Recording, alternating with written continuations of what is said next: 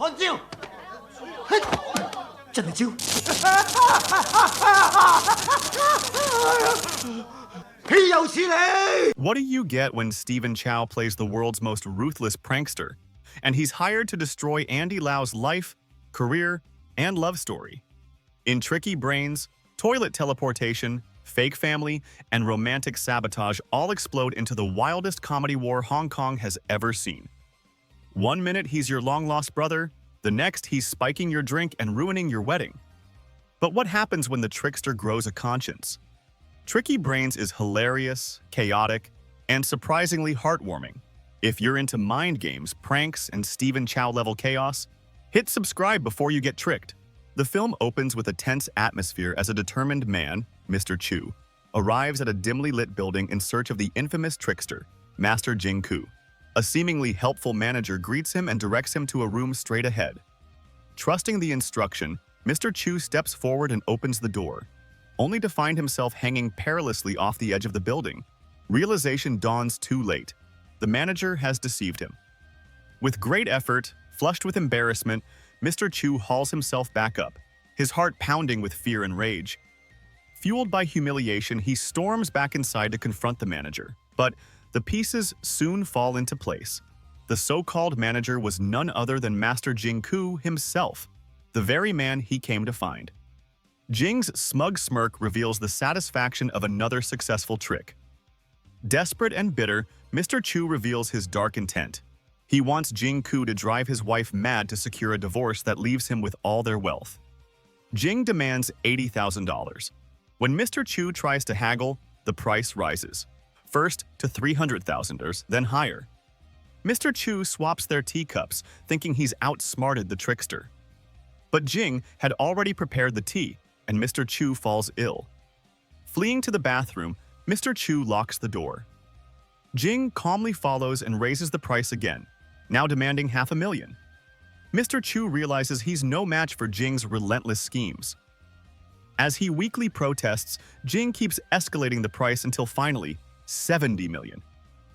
Mr. Chu, completely broken, agrees to anything just to be free. Jing obliges, sort of. With a flourish of tricks, he transports Mr. Chu, still seated on the toilet, into a children's birthday party. Laughter and ridicule echo around him as he becomes the subject of mockery, stripped of all dignity. Unbeknownst to Mr. Chu, this wasn't about his plan at all. His wife, Mrs. Chu, had already hired Jing Koo before him. Watching the spectacle unfold on TV, she expresses her gratitude and declares the humiliation worth every penny of the $800,000 she paid. Her eyes gleam with triumph. The story shifts to a bustling office, where police arrive to investigate a missing diamond. Tension rises. Chi-Man Kit, a respected employee, walks in just as a female officer pulls him aside for questioning. But once the door closes, her tone softens into seduction. Just as things get awkward, the room bursts open. It's a surprise party for Kit's promotion, orchestrated by the office prankster, Banana. Later, Kit vents to his manager, Chewy, who warns that Banana's pranks are far from over. Kit stays on edge. When he sees Banana chatting with a woman named Lucy, he assumes it's another setup. When Lucy approaches him, Kit goes into defense mode. They enter a private room where Kit gives her a speech about grace and dignity, trying to protect himself. But his words offend Lucy, who storms out, humiliated. Banana, seeing Lucy's reaction, reveals the truth. Lucy isn't part of any prank. She's their new colleague. Realizing his mistake, Kit runs after Lucy to apologize. Touched by his sincerity, Lucy softens, and a bond slowly forms. Later, Banana whisks Lucy away in a taxi for urgent business. It's revealed Lucy is the company boss's daughter, undercover to observe the firm. Her father approves of Kit, but another man, Macy Cam, wants Lucy for himself.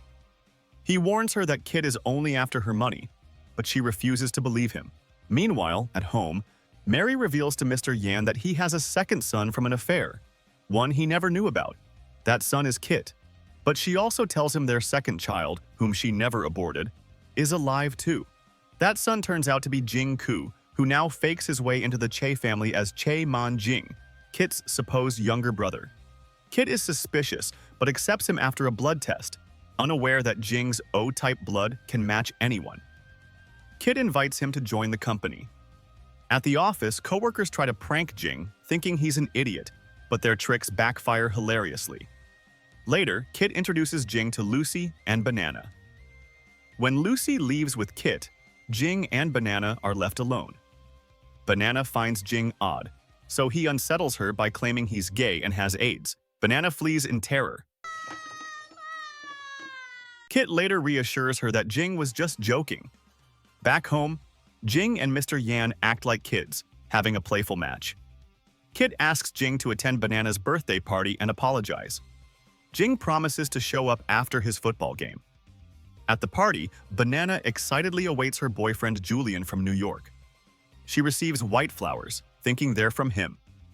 When she finds out Julian is marrying someone else, she hides her heartbreak. Jing finds her alone and comforts her, revealing that he sent the flowers after falling in dirty water rushing over to the party. She smiles for the first time that evening.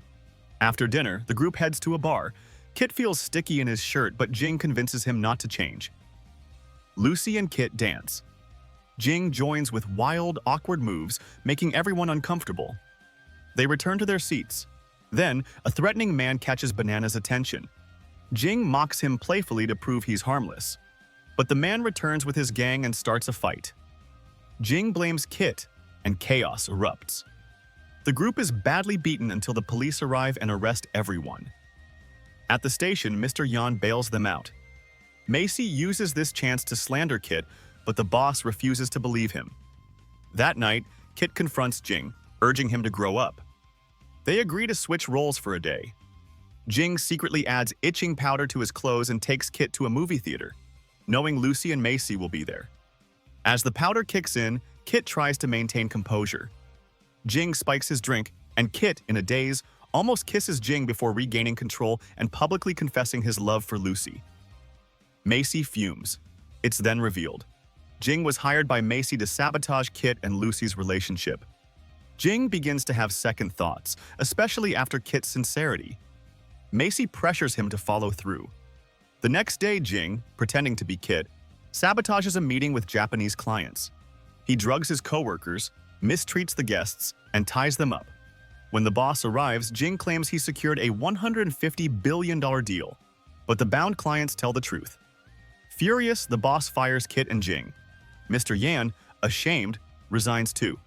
That night, Jing prepares to leave. But Kit and Mr. Yan surprise him with a birthday celebration. Overwhelmed by guilt and their kindness, Jing enjoys the night in silence. After they fall asleep, he quietly slips out. The next day, Macy calls Jing to finalize payment. Banana overhears their conversation and investigates. She finds out the truth, that Jing was hired to betray Kit and convinces him to come clean. Jing confesses everything to Mr. Yan, who forgives him but warns that Kit won't do so easily. Jing tries to apologize, but Kit, heartbroken, kicks him out. Jing refuses to go, so Kit leaves instead. Outside, Kit runs into Lucy. She reveals she's the boss's daughter and is now engaged to Macy. Crushed, Kit walks away. Banana informs Mr. Yan and Jing that Lucy's engagement is happening soon. They race to stop it. Mr. Yan disguises himself as a woman, and with Kit and Jing, they sneak into the ceremony. Macy spots them and sends his bodyguard, Sphere Man, after them. Jing challenges Macy's ultimate trick expert to a battle of wits. He wins, humiliating the expert. Banana convinces Lucy's father that Macy is gay and the man with him is his partner. Meanwhile, Kit climbs to Lucy's window to confess, but someone cuts his rope. Surrounded by Macy's men, Jing fights off the trick expert's gadgets. Kit is given a drug by Macy, but it backfires, making him stronger. Kit defeats Macy's goons. In the finale, Jing defeats the trick expert. Lucy chooses Kit, and her father approves the match. Peace is restored. Finally, Jing, Mr. Yan, and Banana meet Jing's mother. In a heartfelt moment, she recognizes Mr. Yan, revealing that Jing Koo is their son. The film ends with this emotional family reunion. In a world full of tricksters, Only Stephen Chow could turn chaos into comedy gold. If you enjoyed the mind games, fake identities, and unexpected heart behind Tricky Brains, hit that subscribe button. We've got more wild recaps, classic laughs, and over-the-top hijinks from Hong Kong cinema coming your way. No tricks, just treats.